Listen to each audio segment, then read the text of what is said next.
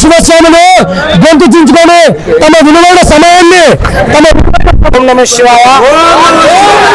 ఈరోజు కర్నూలు జిల్లా ఆవేలి మండలం నెహ్రూ మెమోరియల్ స్కూల్లో జరిగినటువంటి శివస్వామి మాల వేసుకున్నటువంటి ఇద్దరు శివస్వాముల పైన గవర్నమెంట్ ప్రాథమిక ఉన్నత పాఠశాల నెహ్రూ మెమోరియల్ స్కూల్లో ఉపాధ్యాయుడు ప్రధానోపాధ్యాయుడు అసభ్యకరమైనటువంటి మాటలు మాట్లాడినందుకోసము ఇక్కడికి రావడం జరిగింది.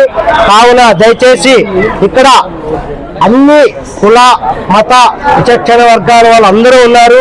ఈరోజు శివరాత్రి అయితేనేమి, మరియు రంజాన్ అయితేనేమి, మరియు క్రిస్టియన్ అయితేనేమి, అన్ని మతాల వాళ్ళు ఈ యొక్క పాఠశాలలో విద్యార్థులు ఉంటారు. కాబట్టి ఆ విద్యార్థుల పైన మరి బోధించేటువంటి ఉపాధ్యాయులు కానీ, మరియు ప్రధానోపాధ్యాయులు కానీ మరి వారి పట్ల ఎలా ఉండాలి, మరి వారి దగ్గర ఎలాంటి మాటలు మాట్లాడాలి అనే ఉద్దేశంతో ఈరోజు వాళ్ళని అడగడానికి వచ్చాము.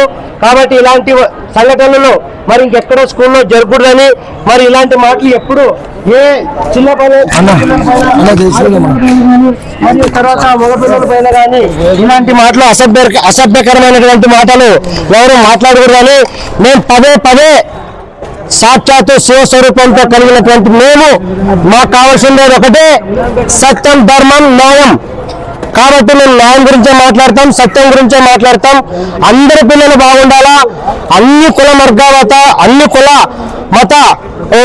మతాలకు సంబంధించినటువంటి పిల్లలు ఉంటారు.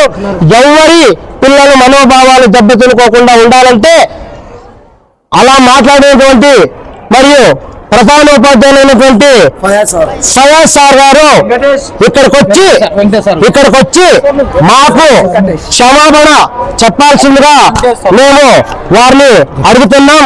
లేకుంటే ఈ విషయం చాలా ఆల్రెడీ పెద్దగా ఇష్యూ అయింది, ఆల్రెడీ మొత్తం అంతా పాకిపోయింది, ఇప్పటికీ సమయం మించిపోయింది లేదు.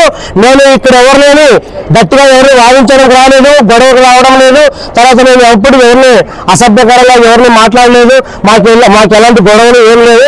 మాకు జరిగినటువంటి అన్యాయానికి ఆయన వచ్చి క్షమాపణ చెప్పాలని మా యొక్క ముఖ్య విన్నపం.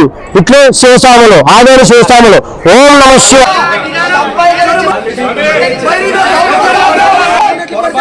మీరే చెప్పమన్నారు కాబట్టి ఖచ్చితంగా మీరే చెప్పాలి. మేము వచ్చి అడిగితే మీరు వచ్చారు మాట్లాడుతున్నారు.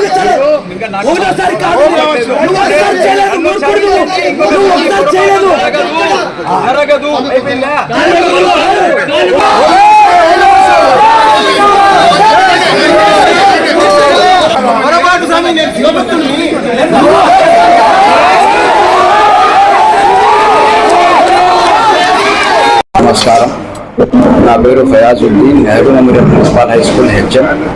పక్కన స్కూల్లో 30 సంవత్సరాలు 4 సంవత్సరాలు ఉపాధ్యాయుడిగా పనిచేసినాను. ఏ ఉద్దేశం లేదు నాకు, కానీ పిల్లవాడు పొరపాటు దొరికినాడు, అయినా క్షమాపణ అడిగినాను. ఏ ఉద్దేశపూర్వకం నాకైతే లేదు. అదృష్టం వెంటాడి ఇవన్నీ చేసింది కాబట్టి పిల్లవాడికి క్షమాపణ అడగాల్సి వచ్చింది. మళ్ళీ వాళ్ళు ఏమేమో చెప్పారు, అయినా దానికి నేనేం చెప్పాను. ఉపాధ్యాయుడు నిత్య విద్యార్థి కాబట్టి క్షమాపణ అడిగాను.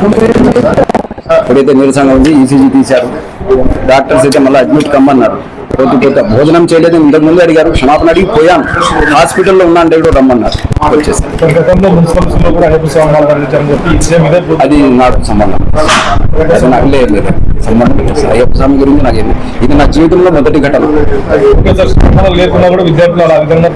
అస్సలు భూత పదం అనేది లేదు సార్. ఆ పిల్లవాడు భ్రమగా తిరిగి ఒకసారి ఆ పిల్లవాడికి పనిష్మెంట్ ఇచ్చాను కాబట్టి అది మనసులో పెట్టుకుని చేశాడు. మళ్ళీ సరే దానికి కూడా క్షమాపణ అడగాల్సిందే, కాలం బాలేదు కాబట్టి నేను క్షమాపణ అడిగినా.